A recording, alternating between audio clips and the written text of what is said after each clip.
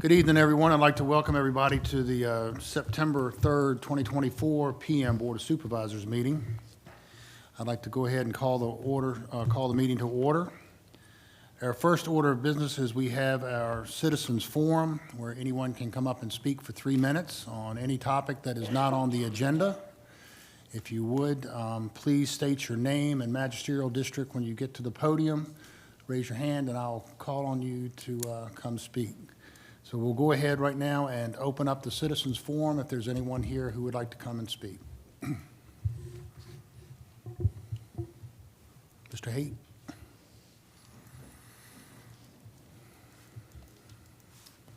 Good evening, Mr. Chairman and members of the board, and I appreciate the opportunity to speak before you once again. Support the farming community because agritourism is real, but don't take the property rights in the name of saving farms. Culpeper is currently facing a time-based lawsuit. This is a direct response because the Rules Committee wants to change the rezoning code. My constituents and the residents that support me ask that I come before you with the following. We are requesting that the Board of Supervisors negotiate with the plaintiff to come to a resolution. The lawsuit simply cannot be won, and everyone knows that. Orange County tried and failed many years ago. The residents of Culpeper County do not want our tax dollars to be wasted on this lawsuit that can be avoided. The Rules Committee is totally responsible for this lawsuit and should be the ones to push to negotiate with the plaintiff. The changing of the zoning code should be put on hold and tabled until the lawsuit has been resolved or after the 2025 election. Working on the zoning code is a total waste of time because the resolution to the lawsuit will dictate the direction of A1 and RA. The Board of Supervisors first need to hold a town hall meeting and public engagement meetings to discuss the zoning code prior to any changes, just like they did with the comprehensive plan. The comprehensive plan is not a mandate for these changes. Input is needed from all Culpeper residents and not just those that are not affected by the changes. The board is trying to fix a problem that does not exist with the residents that they are targeting. The culprit is the large out-of-town tract builders like Ryan Homes, not the long-term Culpeper residents that want to sell a few acres for their retirement. Minor subdivisions and 90% of Culpeper County landowners are not the problem. The violators are the large out-of-town developers, not the small Culpeper residents. May God continue to bless Culpeper County and its residents, and I'm Don Haight, and I'm here to stay. Thank you for your time. Thank you, sir. Anyone else? Mr. Christensen.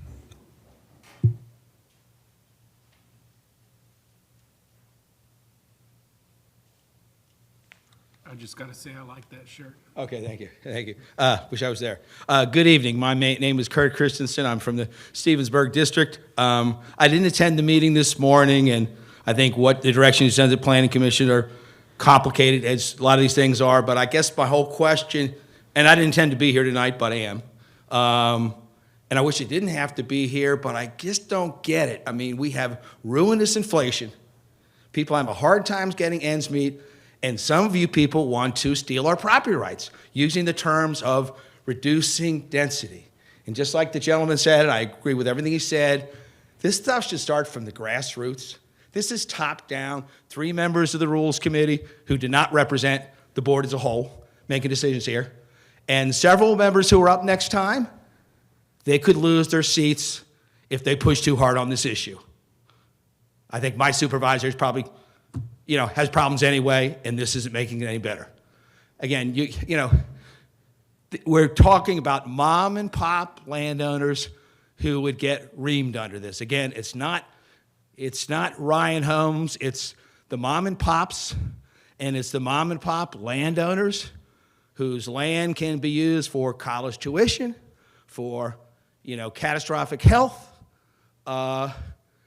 retirement, and if someone is starting before what you do with this, with 3 building lots, and they end up with 2, that's theft. That's 33% of what their assets are there. And if any legislative body tried to take a third of someone's net worth through their 401k or things like that, they'd go to jail, and they'd go to jail pretty quick. So and we already have a lawsuit on this, which is good. I mean, when Orange County lost our lawsuit over the same issue about 10 years ago, I was sort of surprised that Culpeper County did not change time-based zoning at that time, but for whatever reason, they did not. The economy was not good then, so you didn't get, people going to court on that, but you do now. But I'm just saying, step in the wrong direction. I'm not sure where this stuff is coming from, but it's not coming from the grassroots. And those of you who vote on the wrong side of this could help, it could retire you soon. So, thank you very much. Thank you, sir. Anyone else who'd like to come and speak? What are we talking about? May I? Please state your name and magisterial district for the record. Jim. How you doing? What's the topic of discussion? Sir, this is a citizens forum that you can bring up any topic that's not on the agenda. I want to know, why is everybody so suspicious of everybody?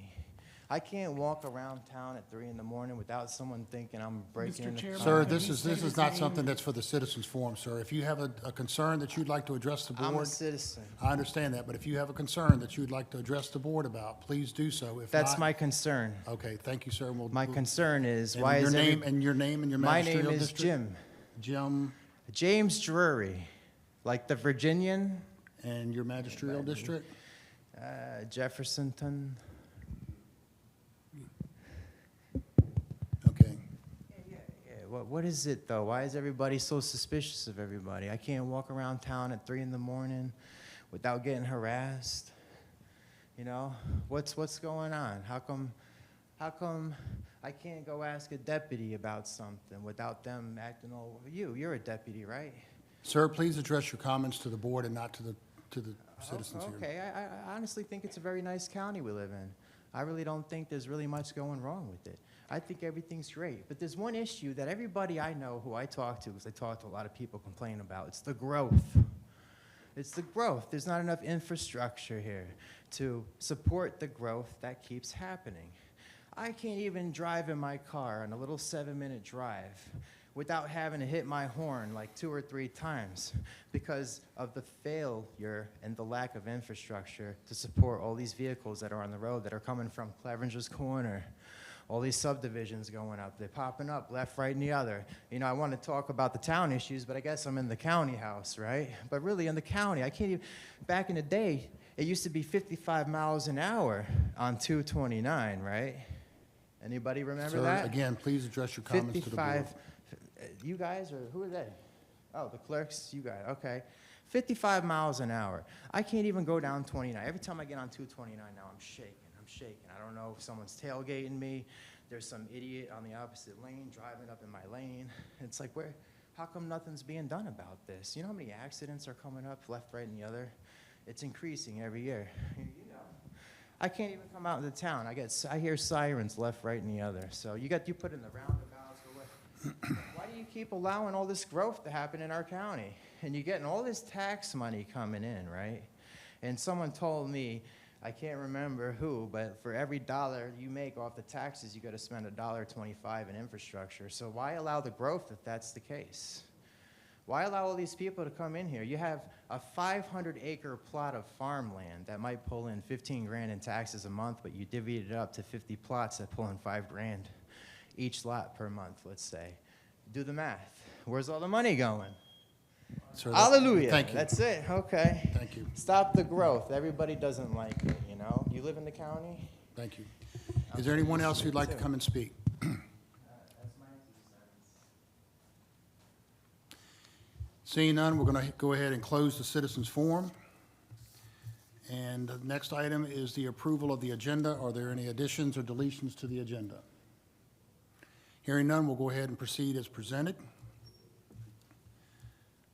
Item 4.0 is general county business, and the Board of Supervisors will conduct a public hearing to consider whether Route 652 Mitchell Road between Route 522 and Route 615 should be designated as a through truck restricted route in accordance with Section 46-2-809 of the Code of Virginia.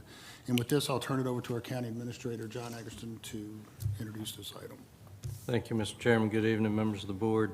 This item is, as Chairman Bates just read, a potential consideration of adopting a resolution to designate Route 652, as depicted there on the map on the screens, as a through truck restricted route, or in other words, no through trucks.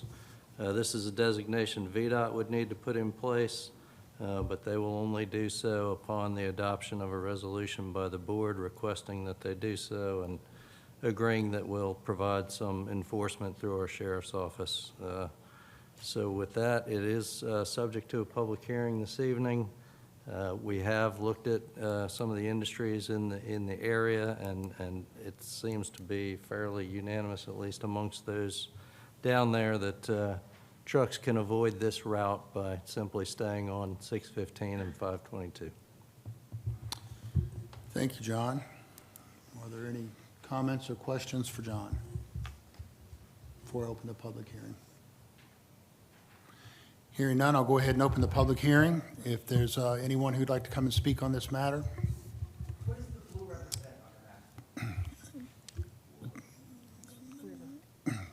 Is there anyone who'd like to come and speak on this matter? I think the map's a little ambiguous. If you want to speak, sir, could you come up? And Oh, speak? okay. So what exactly is in yellow? In yellow, what's that? The town? What is this map of? I can't even tell. Can you tell me? Mitchell Road, 522. Is that where Tuscany Hall is? Is that the road you're talking about? Like up that way? Are you familiar with what's being asked, sir? You want to propose a route. You want this road to be a no-through truck route, right? You don't want any trucks, big old trucks going through it, I guess? Is that what you're saying? Yes. Okay. I agree with that. Okay. I don't like big old trucks on the road, you know? But I just don't know what this red is, what road. It's 622 Mitchell Road. So I know where 522 is, right? Is this a road off 522? Yes. Going toward Winston? Oh, is it the gravel road? Where Tuscany Hall is, and it's another one? Is it by where the Rex? Okay. Well, I think trucks should only be on 522. They shouldn't be going off back roads anyway. Okay. It's Thank you, sir. it's gonna cause potholes and everything. Are you gonna spend money to fix that? Thank you. It's gonna cause a lot of potholes. Anyone else who'd like to come and speak on this matter? Hearing none, we'll go ahead and close the public hearing and open it for further discussion. Mr. Chairman, I move that the board adopt a resolution recommending that Route 652 Mitchell's Road between Route 522 and Route 615 be designated as a through-truck restricted route in accordance with Section 46.2-809 of the Code of Virginia. Second. We have a motion and a second. Further discussion?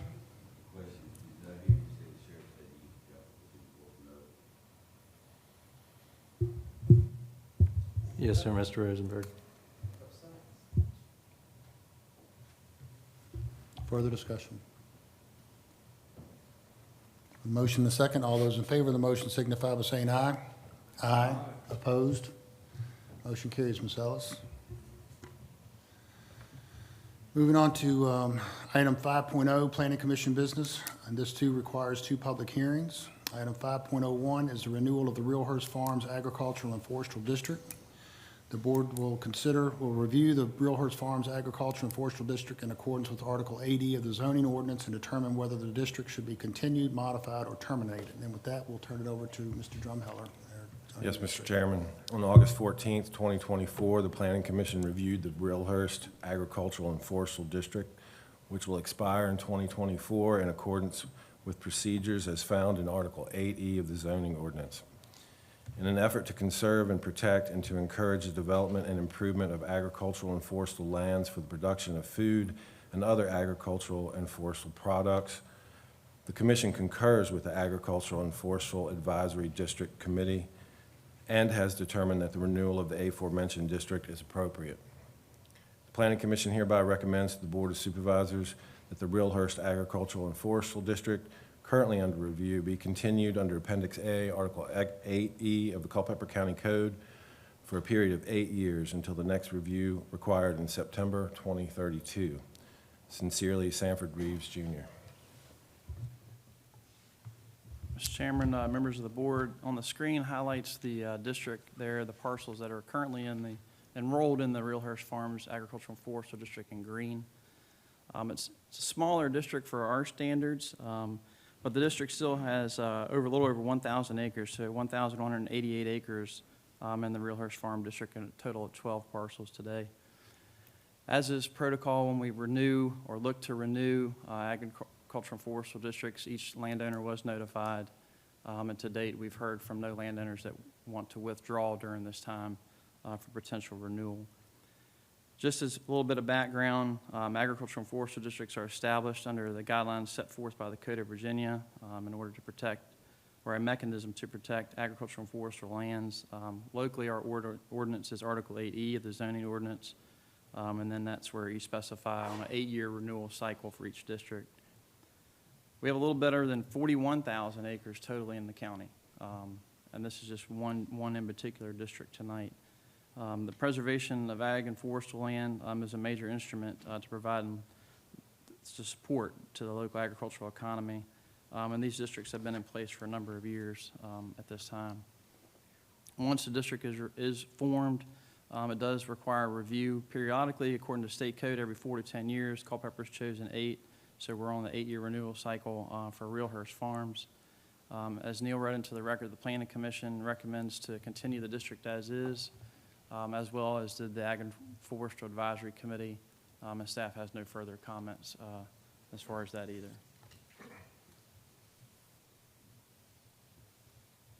Thank you, Sam. Neil? Questions for staff? Okay, we'll go ahead and open up the public hearing. If there's anyone here who'd like to come and speak on this matter, raise your hand. I'll call you to the front. Yes, sir. I agree.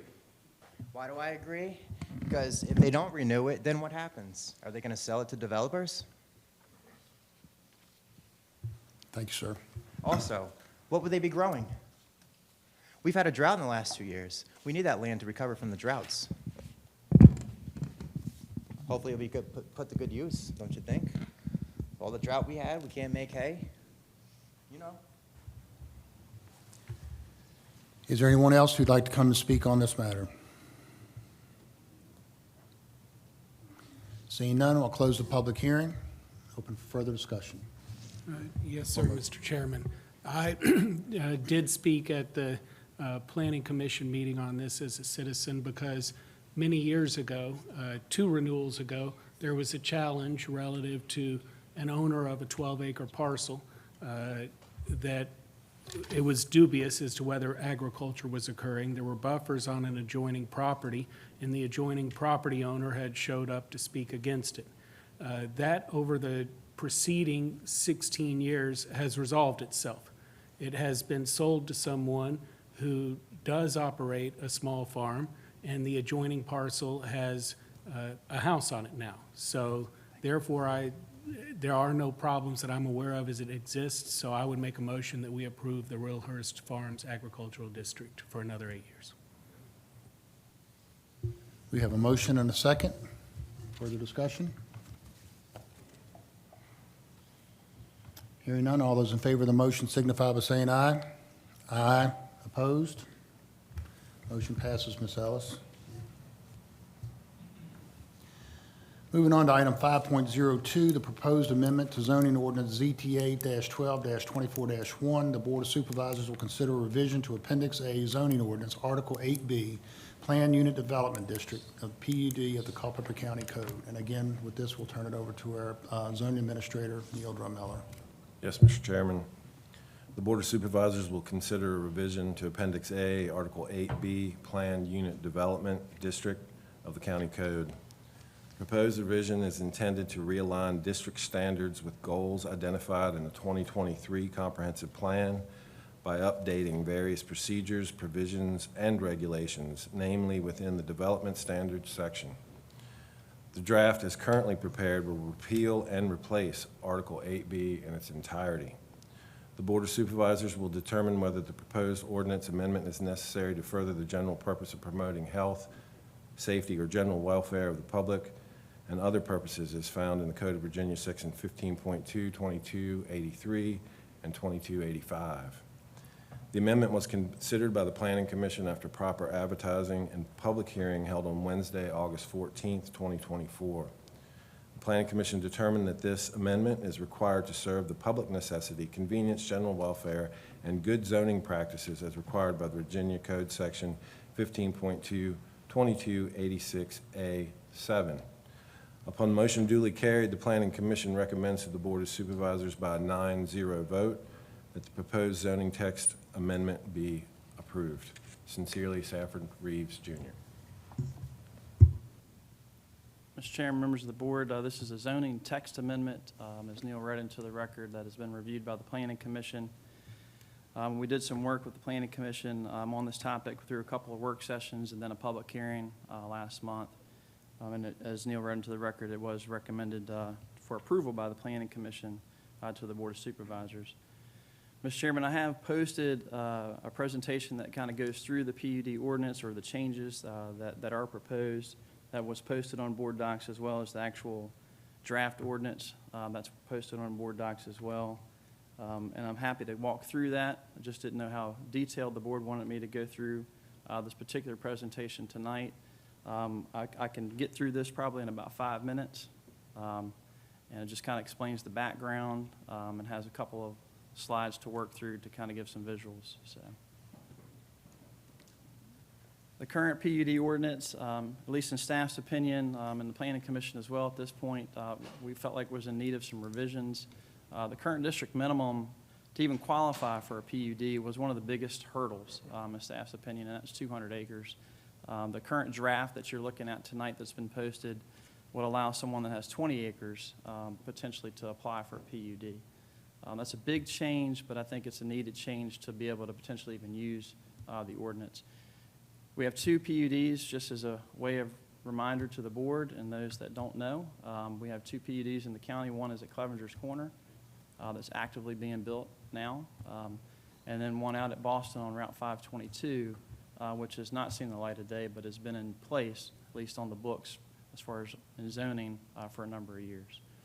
Those are large. Right now, the county comp plan does not envision further large-scale developments of that size. We do have growth areas that are pinpointed in the comprehensive plan, and that's, I say all that to say that one of the bigger changes, it's a small change in numbers, but it's a big change, is that front-end hurdle going from 200 to 20. By its nature, the PUD is intended to be a flexible ordinance as far as what someone can and can't do on the property. In this particular draft, we've tried to incentivize what I would call higher quality developments or certain things to buy down open space to get certain hard amenities and environmental protections and things of the like. This is from the comprehensive plan, just shows some of the areas that we potentially may or identify as potential growth areas in and around town edges primarily. Pink areas that are shown here are shown as mixed use, potential candidates for a PUD ordinance. PUD, whether it's basically you fall into 2 categories inside. Once you get inside the ordinance itself, you're either in a mixed use category, which by nature is self-explanatory. It's a mix of commercial and residential uses. And then there's an open space category. Initial density is set at 12 dwelling units per acre unless an incentive is met. And I'll touch on that briefly at the end. No minimum lot size, no minimum lot width, maximum height of 45 feet, some minimal lot setbacks. The idea, again, of a planned unit development is it's a master plan community. So through the rezoning process, there's a very specific plan that comes along with that application. And that's where a lot of the details are fleshed out, proffered, planned. It's done through the rezoning application. Just also as a reminder, this does not exist anywhere today. We have 2 that are already proffered and have specific plans of development. This would have to go through a rezoning process for anyone to enjoy a new ordinance or the existing PUD. Just some highlights: higher minimum open space requirements, more flexible standards, smaller district minimum. It's just a comparison to some of the existing ordinances that we do have that allow either a higher density residential or mixing of uses.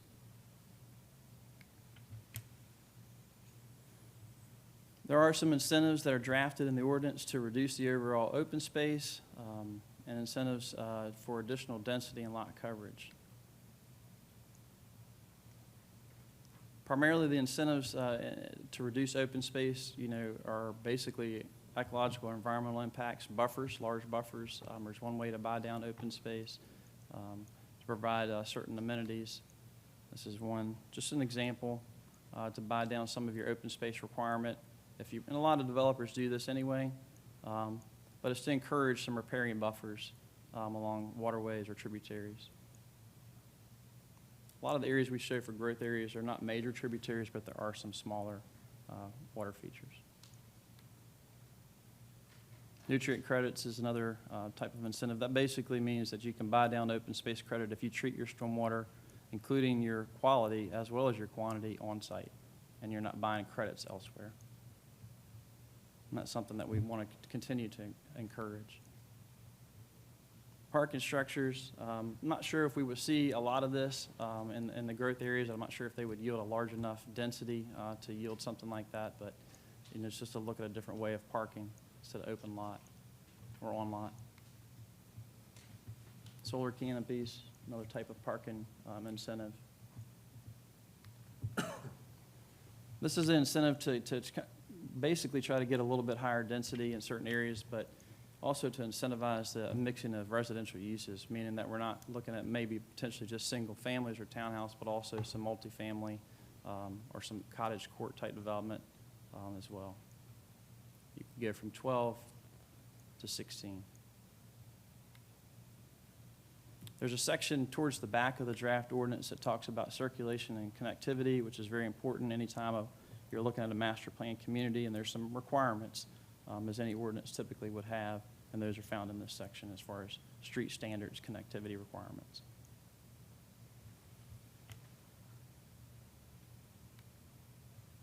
Mr. Chairman, that's what I have in a nutshell. I can go back and look at any area that the board sees fit, but that's what we have, and that's about as quick as I can run through, a several-page ordinance there. So. Thank you, Sam. Neil? Other questions for staff? Any discussion? Hearing none, we'll open the public hearing for anyone who'd like to come and speak on the plan unit development.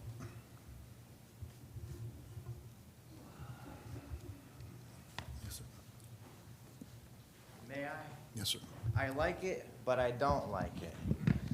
You got Clevenger's, I don't know about what's going on up in Boston, but in Clevenger's Corner, it's already dense. It's pretty, and you want to increase the density, you want everything just piling on top of each other, the parking garage. I mean, I like it because I like the idea of the pass and the connectivity, because that community is just kind of out there. And where do they go to spend their money to get their groceries? Warrington. How come there's no grocery shopping center there up in Clevenger's Corner? Then that money would be spent in the county. And it would be nice if those people could ride a bike on over to the grocery store and not have to drive. But I guess you would have to kind of make it a little more dense in that area to make all that happen, to build some commercial space and mixed use, or whatever you call it. But, I mean, that area is blown up. And I guarantee you, because in Jeffersonton, before all the stores here in Culpeper, I'd go to Warrington Walmart to get my stuff, as all those people do, I know. Because they're right there, or they're usually commuting in Northern Virginia. But are there any grocery stores near Clevenger's Corner other than the 7-Eleven by 211?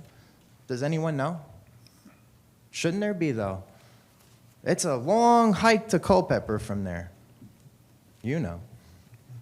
So I like, but I don't like. I think, why don't you just cap it off and finish what you started, put a couple grocery stores and whatever else you need to put out there, and make it done, And then you would also encourage people from Rappahannock and Sperryville to come there, right? Because what do they have out there? Nothing. I don't know where they get their grocery shopping done, but They could be doing it in our county. Thank you. Anyone else? Yes, ma'am. Same with mechanics and everything else, you know, the whole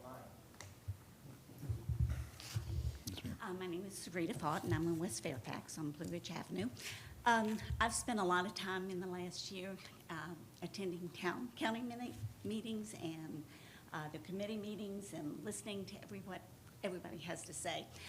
I think everybody, the town and the county, are trying to figure out how to best preserve the nature of the county and the town.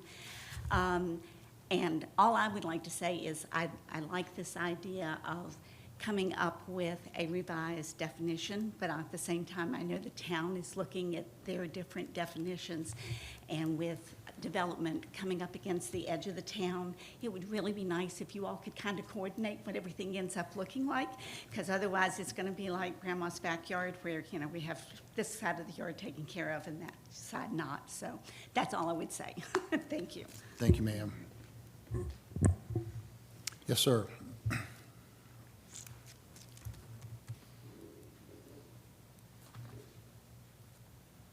I'm Jack Frazier, Cedar Mountain District. There's a lot of issues that I see with this plan.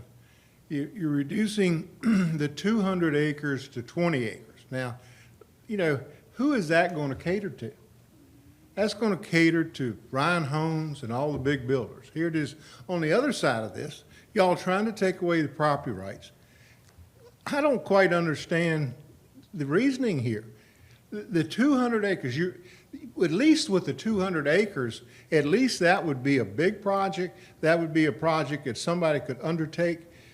These smaller builders, they're not going to do that. They're going to be wanting to build in the county.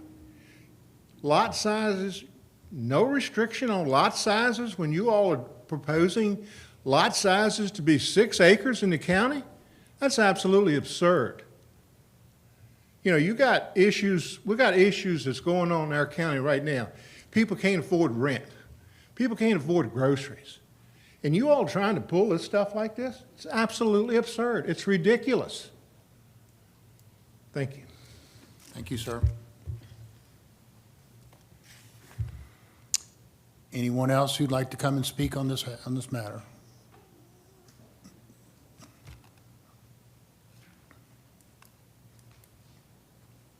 Don't seem like they have the same problem that I'm having with my property now. You know, when I built my house, it had to have 10 acres. And unfortunately, that separated out property that I already was inheriting from my father. Now you done took all the rest of the land around it from some guy that basically got the house through a bank note where my brother borrowed money. Yes, sir. on the house. This is pertaining to the planned unit development. This is not the This is citizens all the forum. same stuff, okay? Y'all want these houses bid on a certain amount of property, and it creates problems for the people that already owns it. It's the same mess now that it is that I'm still having today, from way back in 1970 when I built a house. It doesn't make any sense what you're doing. Thank you, sir. Mr. Haight.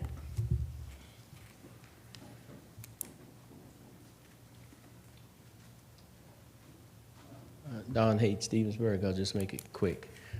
I would like a discussion on how this proposal is in alignment with the zoning codes that you want to change. You can't be moving in one direction one day and then the next or later that same day moving in a different direction. There needs to be some uniformity. So I'd like for someone to discuss how this situation is in alignment with the zoning codes that you want to change. Thank you. Thank you, sir. Anyone else who'd like to come and speak on this matter? Seeing none, I'm going to close the public hearing. Open it back up for discussion. Mr. Chairman, I understand what staff is attempting to do and what the Planning Commission is attempting to do. They're attempting to see what our comp plan says and move in that direction. That said, there are 2 planned unit developments in Culpeper County, and I don't believe any of them would have any support here. And if so, it'd be very little. If anybody wants to say, oh, yes, they're great, please go ahead and speak up. So everyone we've done has been a mistake, yet we're making it more flexible to do them. And then when you listen to those who spoke, 5 spoke, 4 were against and 1 made a good point, but I don't know if it was for or against. And so it is interesting that we are reducing rights in, well, let's see, this morning we talked about it in 88% of the county. Next month, the Planning Commission is going to talk about it at our direction in all CS, where we're going to limit that from 8 per acre to 8 for 25%, or in essence, 2 per acre, yet we're creating another zone where we're giving ourselves the right to approve up to 16 homes per acre. I don't know that I like us giving ourselves that power. So I understand the objectives, but I'm going to respectfully decline to not support the measure for now. Thank you, Tom.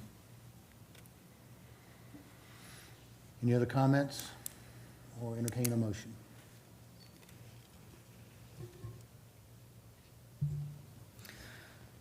Mr. Chairman, I move that we approve the draft ordinance that was presented for the amendment to the PUD for case ZTA 12-24-1.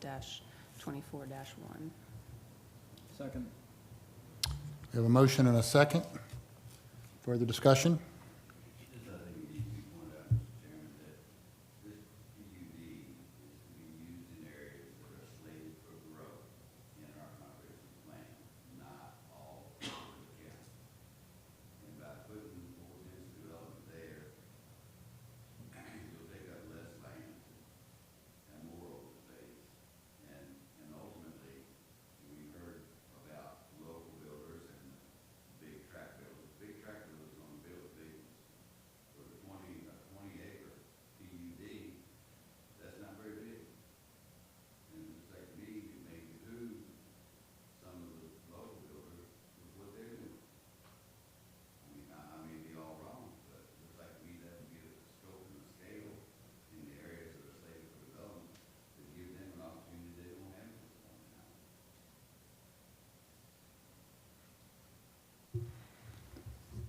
I'd have to agree. I think that's given them a lot more flexibility. And with that, when we talk about mixed use, centralizing things around the town environs and relieving the pressure off of the rural areas in the county, I think it's a good move, so. I hope you're right. I hope there are opportunities for local builders. I look forward to celebrating that being the case. I don't think it is. I mean, I'm aware of who's looking at comparable zoned land on smaller acreage in town and elsewhere. I know it in pretty good detail, and it's not local builders.